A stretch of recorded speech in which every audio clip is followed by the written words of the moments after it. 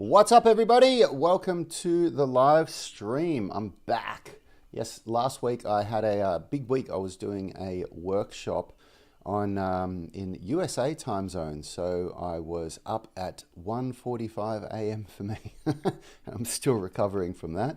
That was a big week, but it was a good week. I learned a lot, some really good stuff. So today I'm here answering a question about pancake flexibility, about hamstring flexibility. I can't remember who asked the question, but somebody said, is the pancake stretch a good beginner stretch? Is it good for a beginner? And the answer is no, not really. It's not a great stretch for a beginner, but I'm going to talk to you about what you can do as a beginner to unlock your hamstring flexibility, because just like strength training, there are progressions that you want to use, and there's different ways that we hack the nervous system to get the best results that everybody wants. And it's not one of the biggest mistakes that people make with flexibility training and with strength training as well, but definitely calisthenics. It's a mistake that I made, is jumping into exercises that are way too advanced for you, because when you don't know the solutions, a lot of people are getting their answers from YouTubers like me, and so they're watching videos and they're seeing an exercise and then they're trying it and it's just not working for them and they don't know why. And so I'm going to break down what you can do to unlock a more advanced pancake. So if you don't know what a pancake stretch is, this is it here. This is a pancake stretch. Actually, I should have shown the whole thing. So you start from the top, you go down, and this is me doing a pancake hold. So there are you can do reps with the pancake, so you can go up and down, and but yeah, that's what a pancake is there. So that's what I'm talking about. And most beginners have probably got an experience with a pancake stretch where they can't get nearly that far. And so, what do you do? How do you unlock the pancake if you can't do that? And in a nutshell, it's about hacking the nervous system by doing end range strength for your hip flexors and pairing that with loaded stretching for the hamstrings. So a pancake stretch is considered a loaded stretch because what's happening here is that you have an external load. So in this case, I'm using a 10 kilogram or 22 pound weight, and that load is helping me push down, which is creating an isometric contraction in my hamstrings there. So that's called a loaded stretch. So what does end range strength look like? So an example of end range strength would be, let's have a look here. So this is called a seated pike compression lift. So this is an example of an end range contraction for the hip flexors. So why do those two things work? If you want to know all about this and you want to get like a really deep dive into flexibility training and mobility and the whole process behind it, go and grab the flexibility blueprint. It's free. If you go to unitygym.com/flexibility, you can grab it and you can check it out. And but I'll talk you through it here now. But that guide is really, really good. That's going to go much deeper than what I'm going to talk about in this video. So basically, when you do end range contractions like this seated pike compression lift here, what you're actually doing is you're contracting the hip flexors and the quadriceps at their end range very, very hard to do two things. Number one is to build strength in that end range position. But number two is what it does. If you contract hard enough, so if you're working really, really hard at your end range, then you actually will trigger the Golgi tendon organ, or Golgi tendon organ, which is a part of the nervous system where its job is to detect if a muscle contraction is too much for the body. And you may have experienced this like with a deadlift, or a deadlift is a good one, I think, because I've definitely experienced this, where you go up to a really, really heavy weight and say you just did a 200 pound deadlift or a 300 pound deadlift or whatever it was that you were able to do, and you got your 3 reps or your 5 reps and you did, and you thought, I'm going to up the weight a little bit, and you up the weight by 10% or 5% or whatever it is. It seems like a small amount of weight that you've upped it by. And then you go up for your next set and you try to lift the bar and you can't even get it off the ground for 1 rep. That's because the Golgi tendon organ is sensing that this muscle contraction is potentially dangerous, and it basically shuts down your body's ability to contract muscles. So what that does is so that's a safety mechanism, right? It's there to protect you. But it's something that we can use to our benefit to hack the nervous system to get immediate increases in flexibility gains, because this shutting down of the ability to contract muscles is a global thing. So it happens like throughout the whole body. So what happens is when you're contracting those hip flexors at end range, there's a whole series of things going on. One of them is that it's very, very hard to contract antagonistic muscle systems or opposing muscle systems at the same time. Our body is designed that way because, like, you know, if you're sprinting, when you're sprinting at full speed, there's all these contractions that are going on in the body that are so fast. They're so much faster that our brain can, more than what our brain can comprehend at the speed that it's happening. But, you know, your glutes, your hamstrings, your calves, your hip flexors, your quadriceps, and then all these muscles in the core, these muscles in your arms that are helping you move, they're all contracting very, very, very fast to make you sprint. Now, if the opposing muscle system, because our body's arranged in antagonistic muscle systems, where, for example, if we talk about for the hamstring flexibility, so the hamstrings create knee flexion. So it's when your knee bends like that. That's a hamstring. But the hamstring also crosses the hip joint and it creates hip extension. So the muscles that oppose that are the quadriceps and the hip flexors. Now, if those two muscles were to contract at the same time, you wouldn't go anywhere. You know, your body would just contract and it would lock up. So it's designed in a way where it's very, very hard to contract both muscle systems at the same time. And so when you're doing this end range contraction for the hip flexors, it's very, very hard to contract the hamstrings at the same time. So that's one thing that an end range contraction is doing. And, you know, what we're basically, the limit in your flexibility is not due to inflexible muscles. People think they have a lack of flexibility in their muscles, and that's not the case. Muscles are very, very elastic by nature. And I've heard many times that surgeons and nurses report that in the operating theatre, when someone is under a general anesthetic and their entire nervous system is asleep, that they can just move people in ways that they cannot move when they're awake. Like they can move their legs, you know, almost to the splits, and they can just lift them around because they're completely, like, their nervous system is relaxed and their inbuilt security systems aren't kicking in to restrict their flexibility.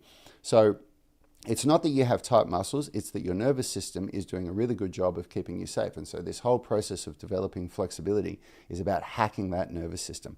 So that's what an end range contraction does. It's on one hand, you're strengthening the muscle at end range, you're making it very, very hard to contract the opposing muscle at the same time. And then if you do it hard enough, and you've got to do those end range contractions so hard to trigger the Golgi tendon organ's response that I'm talking about. But if you do that, there's a brief window where you have the opportunity to shut down the contractions of the opposing muscle system, so the hamstrings, and then you can capitalize on that by going straight into a loaded stretch. But so what do you do if you try to do a pancake and you just can't do it? Well, there's a whole bunch of progressions that we can work on to do that, and I'll talk you through some of those today. And then the same thing is with the end range contraction. You might be looking at that seated pike compression lift and thinking to yourself, well, I can't do that. So, you know, what do I do? Because this is a very hard position to do. You know, it took me quite a bit of training to be able to get to this point where I could even do that. So I get if you're looking at that and thinking, well, I can't do that. So let's break it down. So because, you know, the pancake isn't even the most advanced kind of hamstring flexibility that you can do. There's definitely, I mean, I've worked on more extreme exercises than the pancake. This is probably the most extreme hamstring stretch that I've ever done.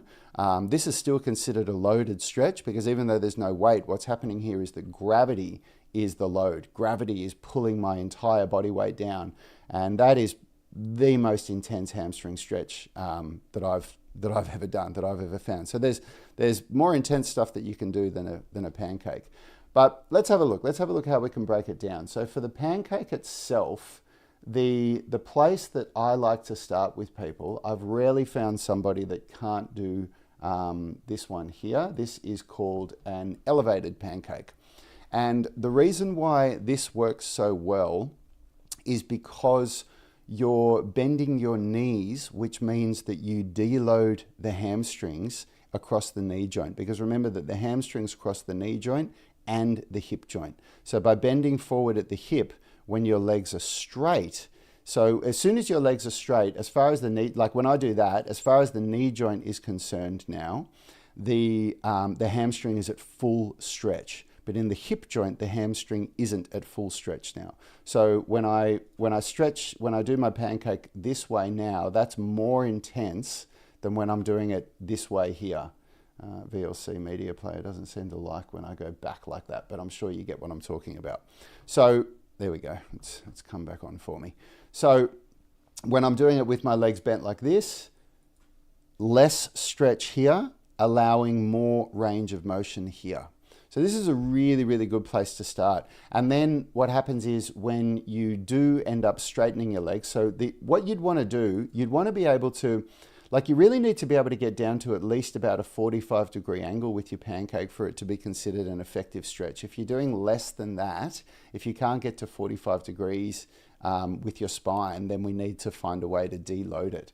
But once you can get down past 45 degrees, like you can see me doing here, like I'm getting down to whatever that is, 60, 70 degrees, that's when we go, okay, now we need to make this a little bit more intense.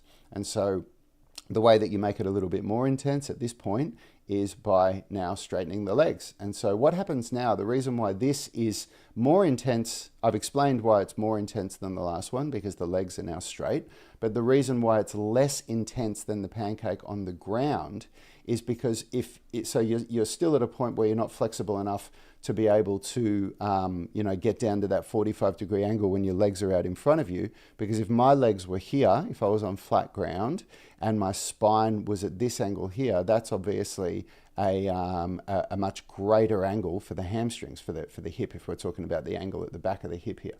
But when my legs are elevated, to get my body down to this 45-degree angle, see, that's only a 90-degree angle in the hip there, okay, versus whatever that would be there, whatever that angle would be, which is, talking about on the back, it'd be a much greater angle, like 120 degrees or something like that. And so I'll just quickly say why I'm saying this 45-degree angle with the spine. The reason why is because less than a 45-degree angle with the spine, like if my back was up here, there's not a lot of force that's pushing me down this way that's creating that load in the hamstring, okay? So there's not a lot of force there. So that's why when I do it this way, this allows me to get down to that point where the weight is pushing down on me enough that I'm getting a good stretch in the hamstring. And then when you progress with the pancake itself, where you would go from here is that you would lower the height of this block. So, once I can get down to this point here with this stretch and we're going, okay, this is starting to get too easy for me, then I'll get a block where it brings my butt down to about here, and then I repeat the process again, and then I'll go down to a block about here and then repeat the process again, and then eventually you'll be down on the ground. But the thing is, it's also, you will hit roadblocks. There'll be points where you'll hit a point of progress where you just can't seem to get past it no matter what you do. And that's where we have to use progressive overload and periodization, and we have to try, you do different exercises and you do different methods. And there's a whole process with this where, unfortunately, for a lot of people, even though the progressions are sound, and even though the way that I'm describing how you go from here to here to here to here is sound, people still hit barricades. They still hit glass ceilings that they can't get past. And this is where coaching comes in. And, I do my best to not, put the sell on, but honestly, I was never able to achieve the levels of flexibility that I now have without coaching. It was coaching that got me through. I didn't know what I didn't know. And when you work with a coach, you work with somebody that's, knows, that's walked that path before, that knows how to get you there, you will just get results so much quicker. And so, a really good thing to do is to find somebody that you trust, find somebody that you think can get you there. I always think it's good to work with somebody that's at least your age or older than you, because the guys that are younger, they're often talking about methods that just don't work for older people. So find somebody that you can work with. If you want that to be me, go to unitygym.com and you can join our online personal training. But let's go back to what you do when you when you hit these glass ceilings. But before I do, I'm just going to quickly tune into the chat and say hello. So we've got Marin here. Hi Marin, how's it going? Ashish is saying, can we build muscle and strength with a chest to floor pancake?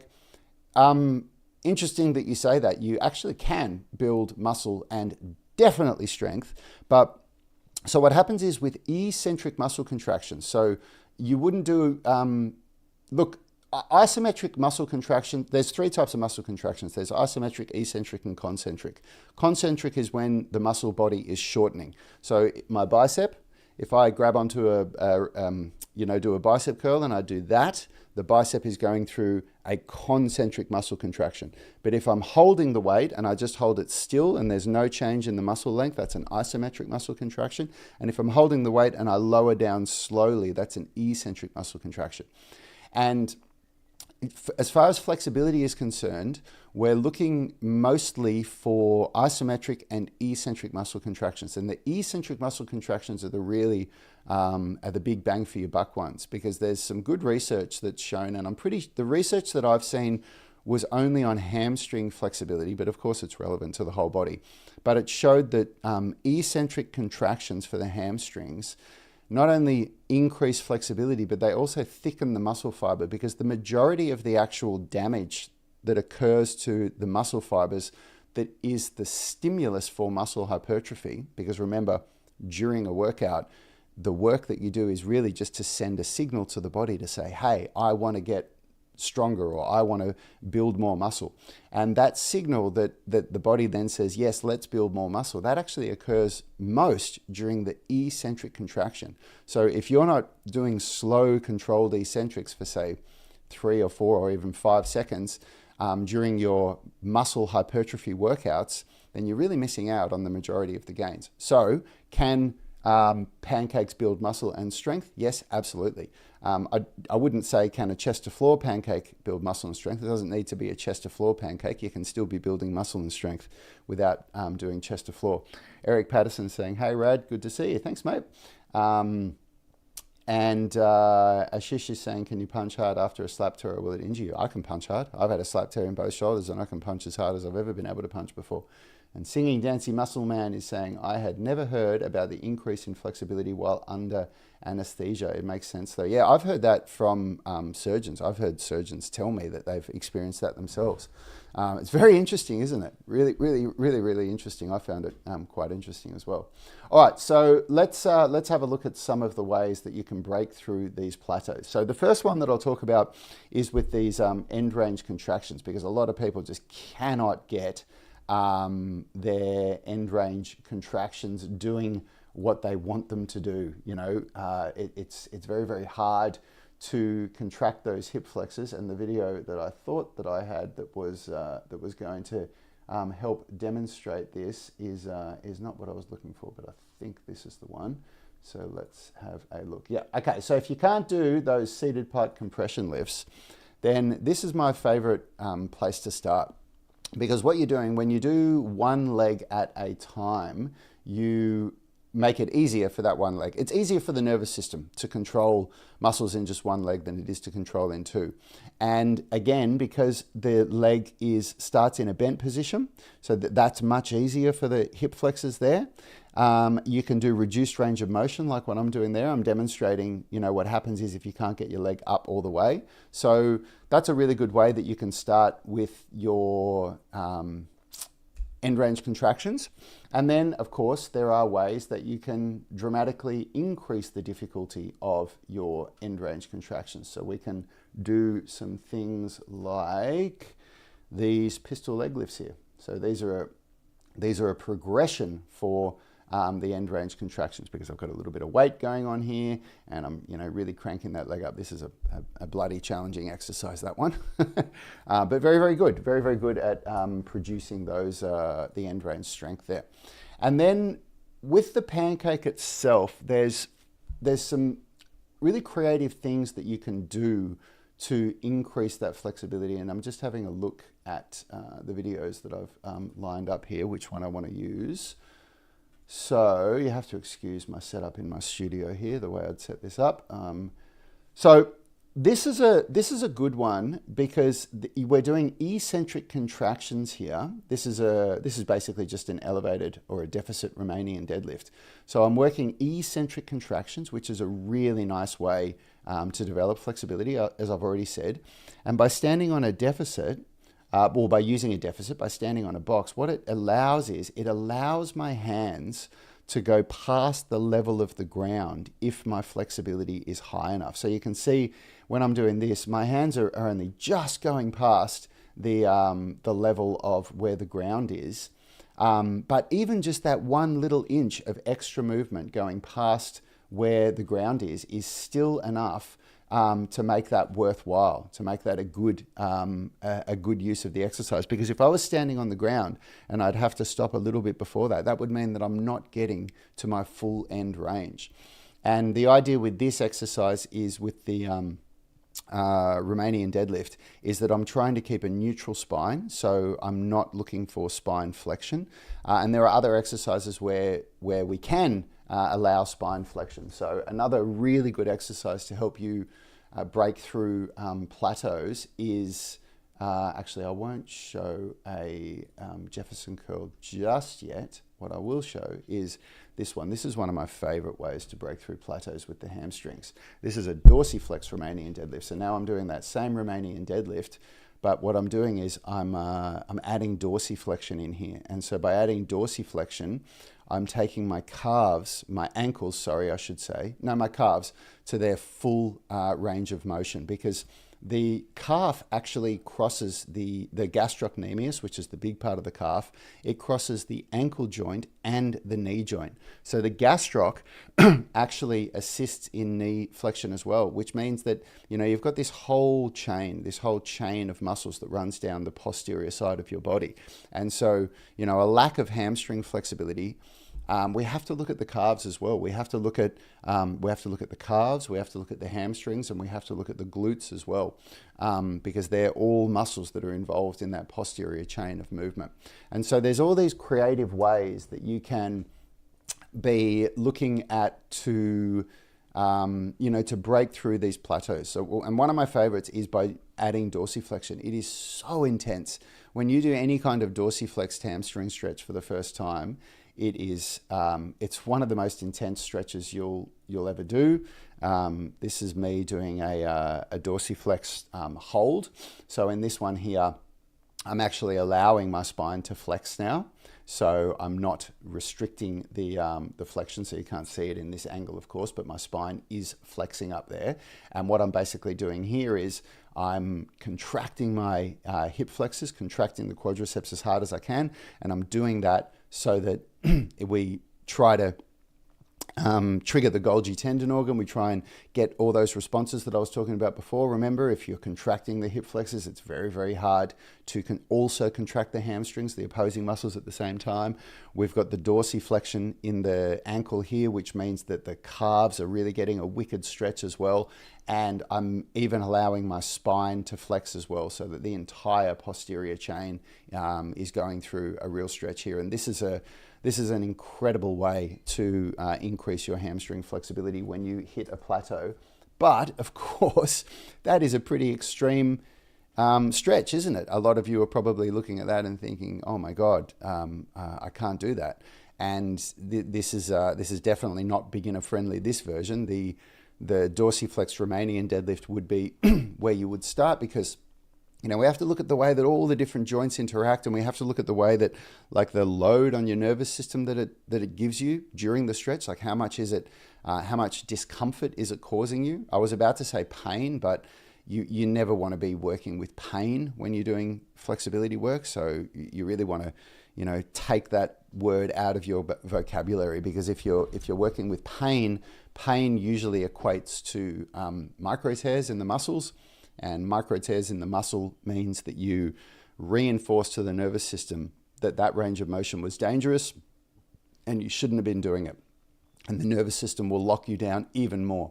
So if you've ever experienced where you do a stretching session and you get to a certain range of motion with your hamstrings, and then you rest a day or two and you go back for your next stretching session and you can't get nearly as far, then you've likely gone too far. If after a really good warm-up, after some foam rolling, a good mobility session, and then you go into your hamstring flexibility and you can't get as far as you got in the last session, then you have likely gone too hard with your loaded stretching. It's very, very hard to overdo it with end range strength. In fact, I've never overdone it with end range strength, but with loaded stretching, it is very easy to overdo it. You can really allow that load to push you too far, get some micro tears or even worse, you know, a grade 1, 2, or 3 tear in your muscles, which I've seen people do. And that reinforces to your nervous system. That says, the nervous system goes, okay, that range of motion was dangerous. I need to lock this down and make sure that we never go there again. And then next time you do that stretching session, you won't even get that far. And so this is it's a bit of a process. You've got to learn what works for you and what doesn't. And everybody's pain experience is different, right? Everybody's pain is subjective. So my 2 out of 10 pain might be somebody else's 6 out of 10 pain, or it might be somebody else's 0.5 out of 10 pain. You know, it's pretty hard to say this is what pain is. And then you know more creative ways that you can do, like for example, to bridge the gap between the single leg extension and that seated pike compression lift. This is a really good one.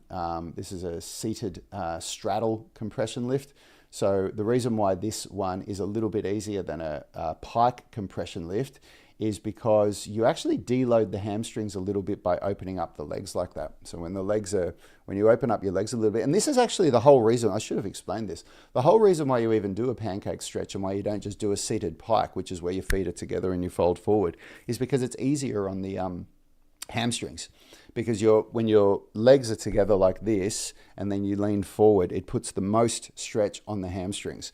But when you open the legs up a little bit, you actually shorten the hamstrings a little bit at the hip joint, which allows you to go further forward. So it allows that weight to let you get down to that 45-degree angle. So you're getting in that magic sweet spot where you're working between sort of 45 degrees and flat on the ground, 90 degrees.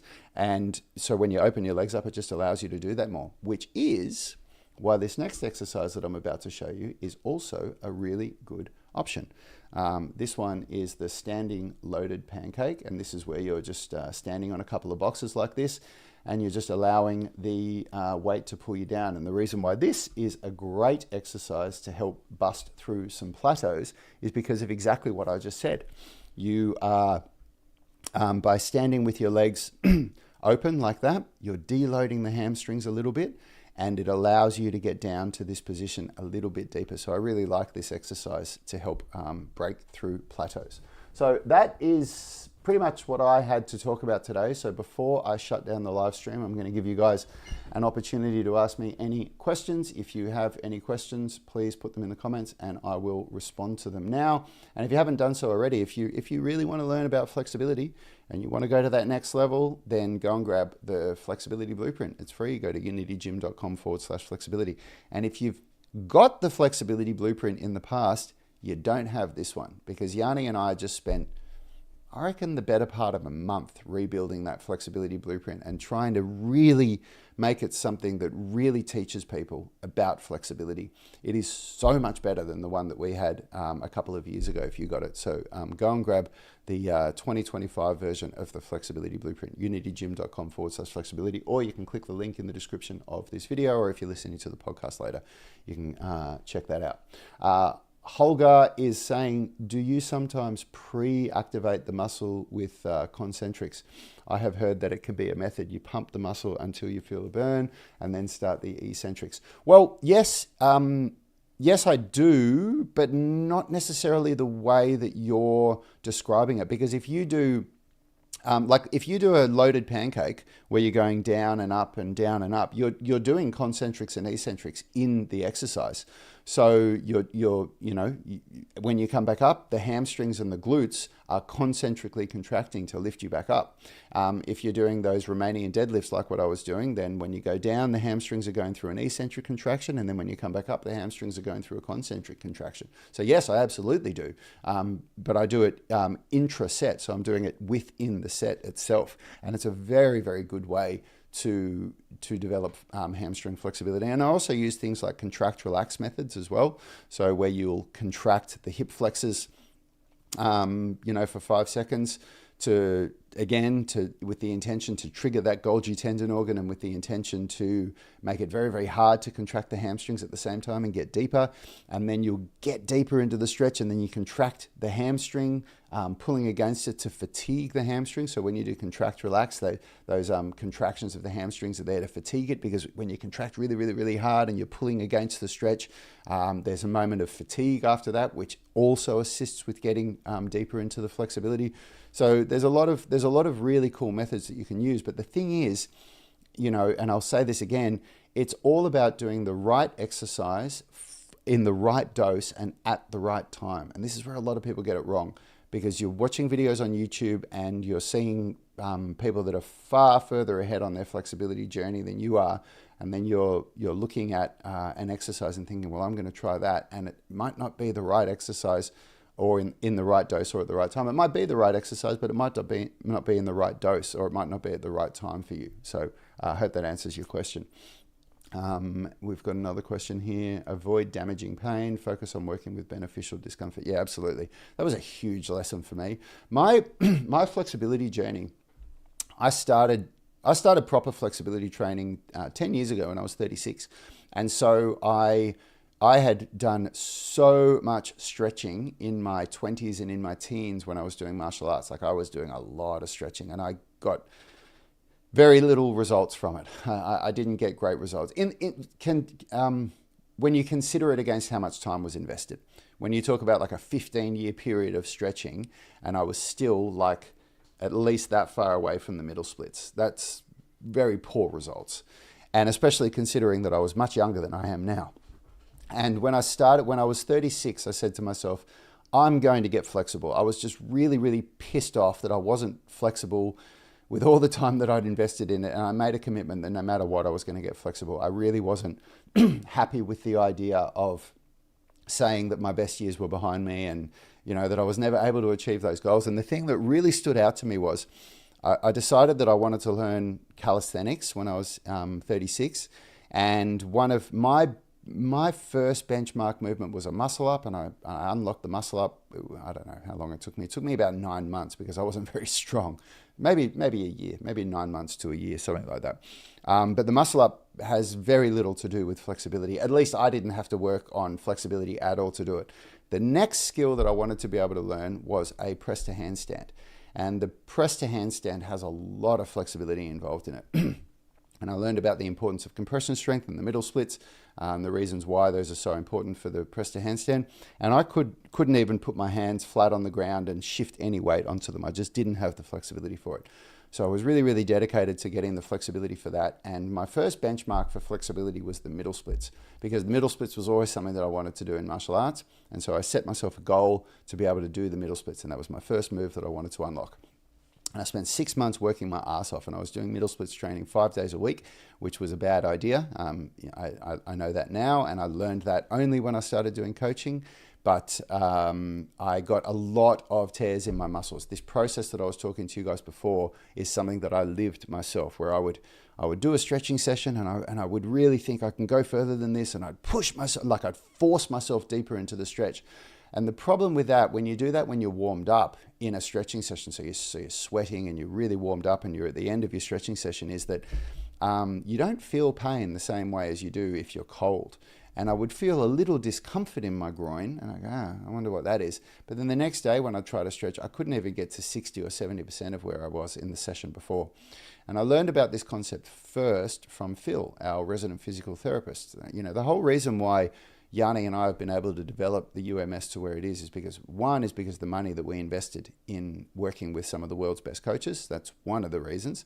But the other is that we had physical therapists working with us in Unity Gym, that whenever we got injured, when any kind of injury, we just basically had unlimited physical therapy. We could just talk to physical therapists for as much as we needed to understand exactly what was going on. And so Phil was describing to me, what you should do when you get these mini muscle tears and things like that. And he was actually the person that made me realize that resting from stretching, even when you have a muscle tear, isn't the way to go. I said, so should I rest? Should I wait for a couple of weeks before I start stretching again? And he said, no. You should never rest when you have a muscle tear. You should always keep exercising, but you should exercise within a range of motion that is acceptable for you, and you should be using muscle contractions. You shouldn't be trying to relax your muscles and pull them out, because when you've got a muscle tear, you've got to think about it. All your muscle fibers are laid across each other like this, and you get a muscle tear, and a bunch of the muscle fibers tear, and they're trying to regrow, and stretching is pulling them apart more. So stretching isn't the right thing to do when you have a muscle tear, but creating muscle contractions stimulates recovery. So what I was doing when I'd get these muscle tears in my adductors is I'd be doing isometric contractions with an active middle split. So when you're standing on the ground, your feet are on the ground here, your hips are up here, and I wasn't going to as far as I could go. I was maybe only going to here, but then I was squeezing my legs together and creating isometric contractions, and that would speed up the recovery process. But I eventually learned that these muscle tears that I was getting was really stifling my progress. And that was one of the biggest breakthroughs that I had, was to not force loaded stretching. And with flexibility training, you will always have days where you cannot go as far as you could the other day. It's just the way it works. And when that happens, you just go, oh, well, this is where I'm going to today. And you just allow the loaded stretching to take you to where you can comfortably go, so where your end range is, and you work it and you contract your antagonistic muscles, but do not force the loaded stretching. The end range strength is the exact opposite. The end range strength, you work as hard as you possibly can. You try to make your muscles cramp. Like if you're doing good end range contractions, you won't be able to talk when you're doing it. You'll be like, and you'll have that full face on where you look like you're just dying. And that's what that's that process of doing it. You hate for what is saying, do any workouts need to be done with the abs in order to perform these exercises? Well, the abs are going to work when you do your end range contractions for the hip flexors. They're always going to work because the abs are part of that anterior chain. So the abdominal muscles actually assist in hip flexion, because the abs, of course, they connect up here, up the top, and they also come down and connect onto your pelvis. So they assist in hip flexion somewhat.